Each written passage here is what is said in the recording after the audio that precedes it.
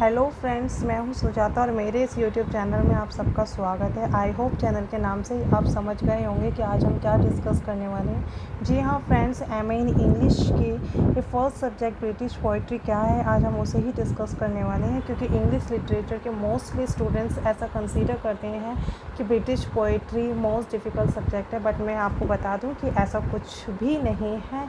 क्यों? और आपकी इसी प्रॉब्लम को सॉल्व करने के लिए ही मैंने यह वीडियो बनाई है, जिसकी हेल्प से आप बहुत ही इजी वे में और कम टाइम में एग्ज़ाम के लिए प्रिपेयर कर सकें और ज़्यादा से ज़्यादा मार्क्स ऑब्टेन कर सकें। जी हाँ फ्रेंड्स, आप ज़्यादा से ज़्यादा मार्क्स ऑब्टेन कर सकते हैं अगर आप मेरी बताई हुई इस टेक्निक को फॉलो करेंगे और एग्ज़ाम के लिए प्रिपेयर करेंगे, जिसके लिए मैंने कुछ नोट्स लिखे हैं और आपको क्या पढ़ना है, जिसमें कि आपको क्या पढ़ना है और क्या नहीं, मैं आपको ये भी बता दूँगी। सबसे पहले तो हम जान लेते हैं कि ब्रिटिश पोइट्री क्या है। तो मैं आपको बता दूँ कि ब्रिटिश पोइट्री स्टार्ट होती है चौसर की एज से। ये एम्ड करती है teaching of the science and art of appreciating poetry. ये एक कनेक्शन है between the visual art and the poetry, क्योंकि जब आप कोई विजुअल आर्ट देखते हैं और फिर एक पोइट्री देखते हैं तो सबसे पहले कि इमेजिनेशन से स्टार्ट होती है कि किस तरीके से ज़्यादा इमेजिनेशंस को यूज़ करके, नेचुरल चीज़ों को यूज़ करके आप पोइट्री को अप्रिशिएट कर सकते हैं। तो हाँ जी फ्रेंड्स, इसके साथ ही कुछ इसके टेक्निकल टर्म्स भी है, लाइक प्रोसोडी, मीटर एट्सेट्रा, जो कि ऑफन यूज़ होती हैं ब्रिटिश पोइट्री को रीड करने के लिए। तो मैंने ब्रिटिश पोइट्री के सिलेबस के कुछ इंपॉर्टेंट नोट्स बनाए हैं, आइए उसको डिस्कस कर लेते हैं। फर्स्ट इसका क्वेश्चन जो पुटअप एग्जाम में पुटअप होता है वो है orientation for the study of poetry and the medieval poet Chaucer. जी हाँ, ब्रिटिश पोइट्री चौसर की एज से ही स्टार्ट होती है एंड चौसर को ब्रिटिश पोइट्री का फादर समझा जाता है।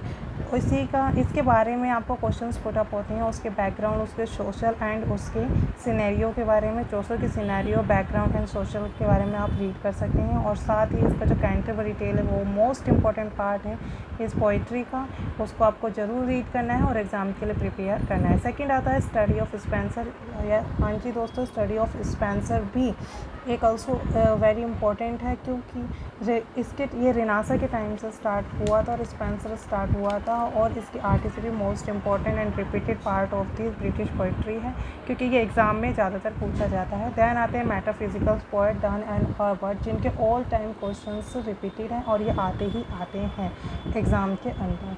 मिल्टन नेक्स्ट है हमारा, स्टडिंग मिल्टन की पोएम्स तो नहीं आती हैं, बट इसका बैकग्राउंड के ऊपर क्वेश्चंस पुट अप किए जाते हैं। और ये इसके टाइम पे पुरिटन एक एज आई थी जिसको डिस्क्राइब करने के लिए भी कभी कभी एग्जाम में पूछ लिया जाता है। ध्यान आते हैं रोमांटिक पोएट, जो कि most important and very very interesting part है ब्रिटिश पोइट्री का ही, और मीन्स पूरे सब्जेक्ट का जो सबसे ज़्यादा इंटरेस्टिंग पार्ट है वो यही है, रोमांटिक पोएट। जी हाँ, मैं सबसे पहले आपको बता दूँ, रोमांटिक पोएट्स का मतलब यहाँ पे रोमांस से नहीं है। रोमांटिक पोएट्स वो होते हैं जो ज़्यादा से ज़्यादा नेचुरल चीज़ों में इमेजिनेशन को यूज़ करते हैं और अपनी पोइट्री में पुट करते हैं एंड देन पोइट्री लिखते हैं। लाइक ब्लेक की जो पोइट्रीज़ हैं, the lamp, the chimney sweeper, the sick rose and the most important the tiger, जो कि ऑल टाइम रिपीटेड है और ज़रूर आती हैं एग्ज़ाम में। एंड देन कॉलरिज की Kubla Khan and dejection and ode is also very important poetry.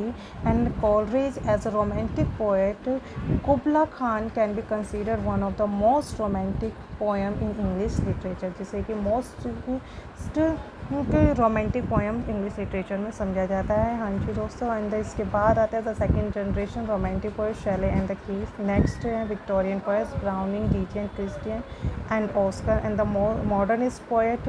Next है मॉडर्निस्ट पोएट, जिन्होंने मॉडर्निज्म में अपना कॉन्ट्रीब्यूशन दिया। और इसके बाद लास्ट में आते हैं the modernist and the post modernist poet, Dylan Thomas, Philip Larkin and Sylvia Plath confessional poets हैं, जो कि अपनी पोइट्री में अपनी ही क्या कहते हैं, पर्सनल एंड प्राइवेट लाइफ को डिस्क्राइब करते हैं, अपने इनर मोस्ट सीक्रेट्स को डिस्क्राइब करती हैं। उसकी कुछ पोएम्स है like Colossus, daddy, confessional poetry, और ये भी एग्ज़ाम में ज़रूर आती हैं।